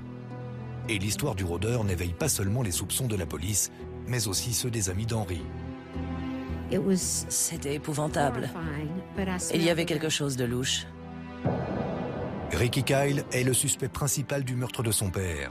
Mais la police n'a toujours pas suffisamment de preuves pour l'arrêter. On ne l'a pas inculpé à LA à sa sortie de l'hôpital. Il s'est rendu au Texas afin d'assister aux funérailles de son père. Aux obsèques, les anciennes épouses d'Henry, ses ex-petites amies et ses enfants discutent malgré leur malaise. En apparence, Ricky semble grave et attristé. D'après plusieurs personnes qui étaient présentes aux funérailles, Ricky a vraiment joué le fils éploré à la perfection. Après les funérailles, Ricky parle à sa demi-sœur Jackie et à son fiancé. D'après Jackie, Ricky avoue tout. Il lui a dit qu'il avait tué leur père et qu'il avait besoin de son aide. Il lui a demandé de se rendre à LA et d'aller récupérer l'arme du crime. Il l'avait cachée dans les buissons. Ricky dessine un plan pour aider Jackie et son fiancé dans leurs recherches. Il ignore que les policiers ont déjà retrouvé l'arme dans le jardin. Mais Jackie et son fiancé disent à Ricky qu'ils ne veulent pas être impliqués dans cette histoire. Il y avait très peu de gens dans sa famille à Dallas qui étaient prêts à défendre M. Kyle. On fait alors part à Jackie d'une information aussi importante qu'inquiétante. La fortune d'Henry Kyle est estimée à plus de 22 millions de dollars. Puisqu'il est mort avant d'avoir apporté les changements prévus à son testament, la part de Ricky s'élève à 49%. Il lègue à Jackie la piètre somme de 10 000 dollars.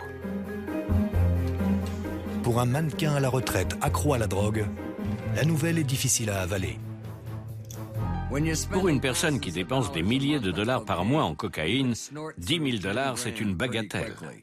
Du coup, Jackie élabore un plan. Je crois que Jackie Phillips s'est dit que si elle arrivait à faire accuser Ricky Kyle du meurtre de leur père, elle se verrait attribuer une plus grande part de l'héritage familial, voire toute la part de Ricky. Jackie remet le plan dessiné par Ricky aux autorités. Grâce à ces preuves indirectes, la police peut accuser Ricky de meurtre. Non seulement Ricky avait un mobile et les moyens nécessaires, mais en plus, il aurait avoué son crime à sa sœur et lui a dessiné un plan menant à l'arme du crime. 2 mois après le meurtre, Ricky Kyle est traduit en justice à Los Angeles. Le procureur et moi pensions que c'était dans la poche. Les preuves étaient accablantes. D'après les preuves, ma connaissance de l'affaire, l'examen approfondi des rapports de police, les photos du lieu du crime et mon travail en collaboration avec Bob Grogan, j'étais absolument certain qu'il était coupable du meurtre de son père. Ricky plaide non coupable. Sa caution est établie à $100 000, ce qui ne pose pas de problème à l'héritier de la fortune d'Henry Kyle. Il consacre d'énormes sommes d'argent provenant de la fortune paternelle pour obtenir la meilleure équipe d'avocats pour sa défense. Sans perdre un instant, les avocats tentent d'éveiller la sympathie du public pour leurs clients. Il m'est apparu comme un très jeune homme, très courtois, mais qui était mort de peur. Il était pris dans une situation dont il ignorait l'issue. À huis clos, Ricky donne une version des faits à ses avocats bien différente de celle qu'il a racontée à la police. Ricky avoue avoir tué son père, mais il affirme que c'était en état de légitime défense. Lorsque son père s'est mis à tirer, Ricky a présumé qu'il était la cible. Ayant été victime des affres de son père durant toute sa vie, il a soi-disant cru que son père voulait le tuer. Les avocats sautent sur l'occasion et exploitent cette nouvelle information en faisant leur stratégie de défense. C'est faux. Henry Kyle n'a pas été tué par un rôdeur. Ricky Kyle a paniqué et il a inventé une histoire pour se tirer d'embarras. Les avocats de la défense mettent sur pied une campagne destinée à diaboliser la victime. Pour prouver qu'il s'agit bien de légitime défense, les avocats de Ricky doivent prouver que son père a tiré le premier. Comme il n'y a pas de témoins, l'héritage de Ricky sert à engager les meilleurs experts qui soient. Ricky Kyle avoue désormais avoir tué son père. Ses avocats savent que s'ils veulent sauver leur client, ils doivent prouver qu'il n'a pas tiré le premier. Il n'y avait eu que 2 personnes dans la pièce et l'une d'elles n'était plus là pour témoigner. Nous autres avocats avons donc décidé de faire témoigner le mort par le biais de la médecine légale. Je n'ai jamais entendu parler d'une affaire où l'on a utilisé les analyses médico-légales pour prouver la légitime défense. Je mettrai quiconque au défi de trouver une telle affaire. Pour soutenir leur argument, les avocats de Ricky mettent tout en œuvre pour reconstituer la fusillade. Ils font construire un plateau, font appel à des ensembliers, des caméramans et des acteurs professionnels. Ils ont dépensé tout l'argent pour leur stratégie. Ils ont engagé des charpentiers pour construire des décors. Ils ont invité des experts en balistique. Ils ont dilapidé l'argent de Kyle jusqu'à ce qu'il ne reste plus rien. Les experts en criminalistique se concentrent sur une balle provenant du 357 Magnum d'Henry Kyle qui a éraflé le haut de la porte de la salle à manger avant d'aboutir dans le jardin. La crosse sur la porte était la preuve la plus cruciale et la plus fortuite de l'affaire. Vu que la balle avait éraflé la porte, les experts ont été en mesure de déterminer avec une quasi-certitude la hauteur du canon. À l'aide de tests, on a déterminé l'angle de l'arme. Mes calculs ont conclu qu'au moment du coup de feu, l'arme se trouvait à une hauteur relativement élevée. Selon les avocats de la défense, Henry devait être debout quand il a fait feu. De plus, ils affirment qu'Henry a tiré avant Ricky. Pour parvenir à cette conclusion, la défense doit remettre en cause les résultats de l'autopsie. Le rapport du médecin légiste de Los Angeles indiquait que la balle avait à peine fait une entaille sur le ventricule cardiaque, ce qui n'aurait pas pu causer la mort instantanée de la victime, sa perte de conscience ou même son effondrement. Mais selon l'expert convoqué par les avocats de la défense, le docteur Robert Bucklin, une partie essentielle de ce rapport est erronée. D'après l'estimation du docteur Bucklin, la balle aurait fait exploser le cœur d'Henry Kyle, plutôt que de faire une simple encoche au niveau du cœur. Si le docteur Bucklin a raison, Henry Kyle n'a pas pu se relever après le coup de feu fatal. Il a donc tiré la balle qui a éraflé la porte avant que Ricky ne fasse feu. À l'entame du procès, la défense croit qu'elle arrivera à convaincre le jury qu'Henry a tiré le premier coup de feu et que Ricky a riposté en état de légitime défense. Il y avait deux facteurs réunis. La hauteur du canon lors du coup de feu qui a éraflé la porte d'entrée et le fait qu'Henry ne pouvait avoir tiré qu'avant d'être touché à son tour. L'affaire reposait sur ces deux facteurs, c'est ce que prouvait la légitime défense.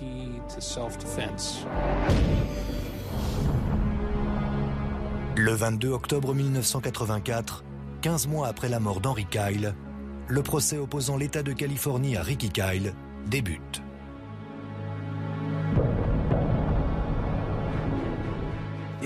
Si les procureurs ont l'intention de présenter Ricky Kyle comme un tueur de sang-froid, ce dernier s'assure de ne pas en donner l'image. À son arrivée au tribunal, Ricky est tiré à 4 épingles et a l'air tout droit sorti d'un magazine de mode. Comportant tout le drame et les intrigues typiques d'une série télévisée, le procès promet d'être particulièrement médiatique. Je dis souvent qu'on ignore ce que la participation des médias signifie jusqu'à ce qu'on arrive à Los Angeles. Une kyrielle de caméras et de reporters avides encercle le palais de justice. C'était une affaire qui mettait en scène une fusillade à Bel Air entre un père et son fils. C'était inédit. Le procureur, Louis Watnick, attaque de front. Il appelle à la barre le charpentier, le professeur de tennis et un ami de Ricky. Et tous trois révèlent qu'avant le meurtre, Ricky leur a affirmé vouloir tuer son père. Il avait peut-être lancé ses menaces alors qu'il était en train de prendre une cuite ou en étant défoncé. Mais il y avait un fond de vérité. Le procureur appelle également son témoin principal, Jackie Phillips, la demi-sœur de Ricky.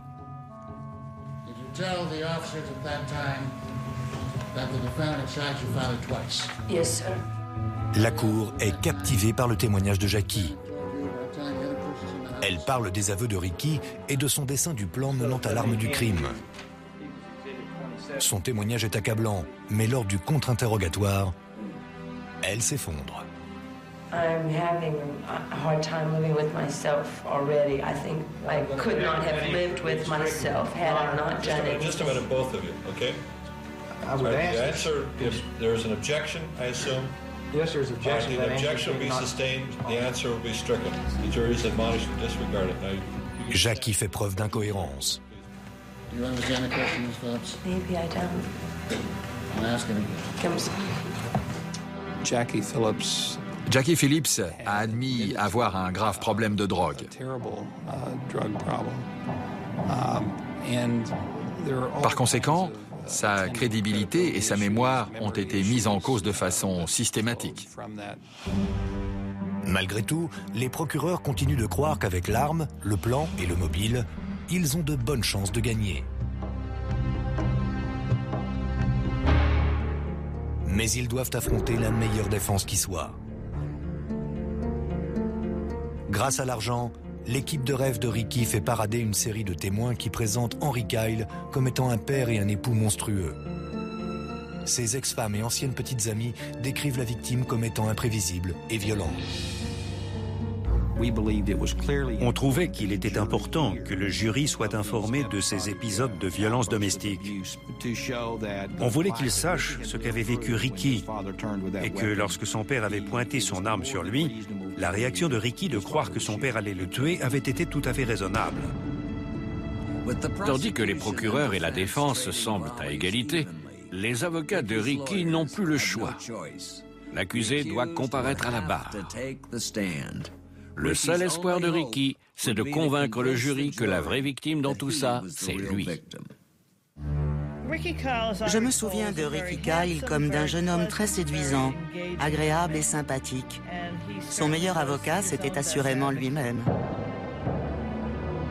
Ricky Kyle est accusé du meurtre de son père.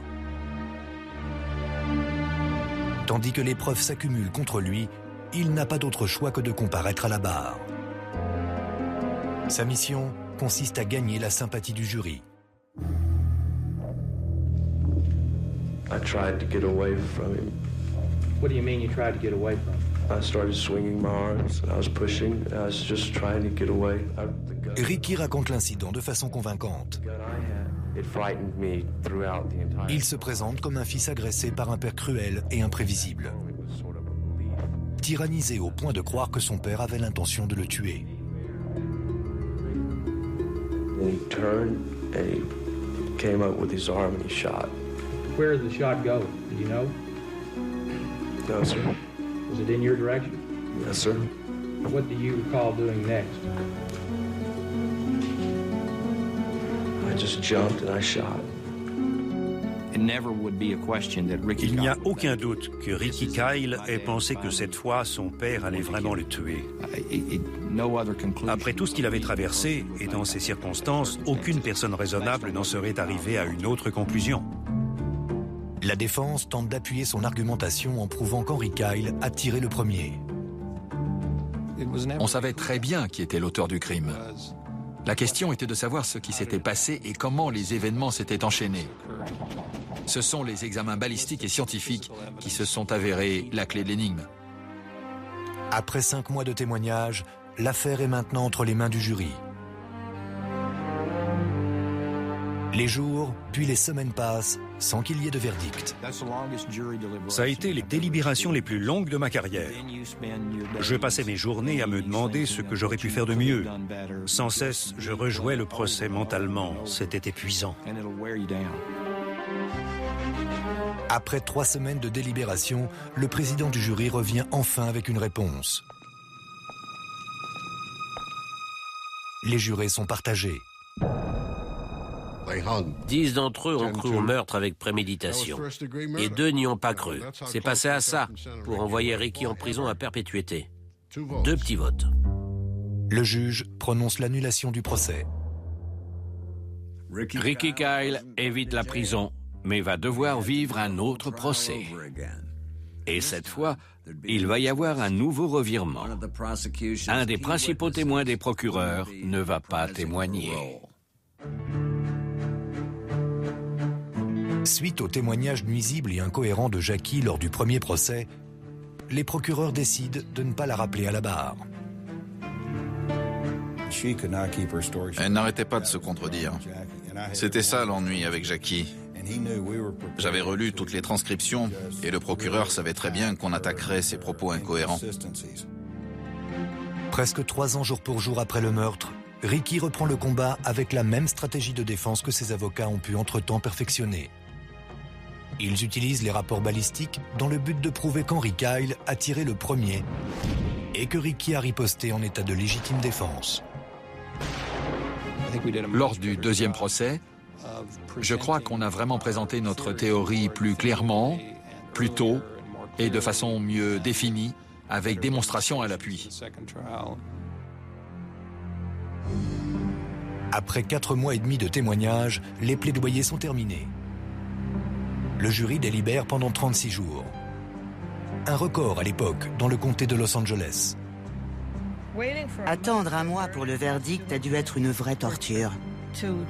Lorsqu'un jury délibère pendant un mois, on présume qu'il n'arrive pas à s'en sortir. Après 30 jours, on s'attend à un avis partagé, une fois de plus. Mais cette fois, le jury est unanime. We, the jury, in the above entitled action, find the defendant Henry H. Kyle, Jr. guilty of involuntary manslaughter. Il est déclaré coupable, mais d'une accusation bien moindre.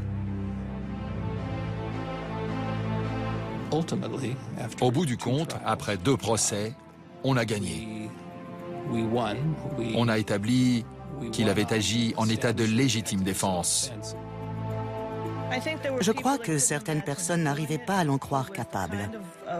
C'était le type d'accusé que les jurés ne voulaient pas envoyer en prison pour le reste de sa vie. Ricky évite la prison à perpétuité. À la discrétion du juge, il peut être libéré immédiatement et ne pas aller en prison du tout. Les procureurs et les enquêteurs sont abattus par la décision du jury. Homicide involontaire? Et pourquoi pas lui coller une contravention pour s'être garé devant le palais de justice tant qu'on y est? Ce n'est pas du tout à la mesure de la gravité d'un meurtre commis pour des raisons d'argent. Exprimant son désarroi devant le verdict, la mère de Ricky dit aux journalistes qu'elle espère que son fils sera épargné d'un séjour en prison. « Je crois qu'il a assez souffert, dit-elle. Ricky est du même avis et affirme que selon lui, il ne mérite pas d'aller en prison. Ricky encourt tout de même jusqu'à 6 ans de prison pour homicide involontaire. Avant la lecture de la sentence, certains jurés demandent au juge de faire preuve de clémence. Mais le juge ne se laisse pas amadouer. As indicated, the defendant lived a lie before and after the killing. Le juge condamne Ricky à 5 ans dans une prison d'État. Le juge ne voulait pas laisser passer le fait que Ricky avait tué son père et que c'était un menteur doublé d'un assassin, et tant mieux. Le juge qui a présidé le deuxième procès a pensé que Ricky Kyle avait en quelque sorte dupé le jury. D'après lui, Ricky avait joué son petit jeu à la perfection. Il avait réussi à cacher ses véritables intentions, alors qu'en fait, il avait comploté d'assassiner son père. Je me rappelle que Ricky a été consterné. On l'a immédiatement emmené en prison et je l'ai accompagné en salle d'attente. Il pleurait, il était effrayé et bouleversé. Au moins, j'étais content que ce jeune homme ait écopé d'une peine à laquelle il pourrait survivre. Il allait s'en remettre. Ricky finit par passer 2 ans et demi derrière les barreaux. Sa peine peut paraître légère au vu de son crime. Mais à sa libération, il se retrouve avec quasiment rien. À sa sortie de prison, sa part d'héritage de la fortune familiale a été engloutie par les impôts et les frais d'avocat. Si Ricky a appuyé sur la détente pour de l'argent, le vrai perdant au final, c'est lui. C'est vraiment dommage que Ricky se soit senti obligé de tuer son père. Sans ça, il aurait été à l'aise financièrement. Il aurait été riche. Sa fortune n'aurait pas été dilapidée pour sa défense lors de 2 procès. Après tout, justice a été rendue en quelque sorte. En couvrant le procès des frères Menendez, j'ai souvent repensé à l'affaire de Ricky Kyle. Ils ont en commun d'être des fils de producteurs de cinéma privilégiés qui ont appuyé sur la détente pour ensuite le reprocher à leur père assassiné. Ils ont utilisé leur héritage pour payer les honoraires des meilleurs avocats de droit pénal, mais aucun d'eux n'a fini par gagner. C'était Dominique Dunn. Merci de nous avoir suivis.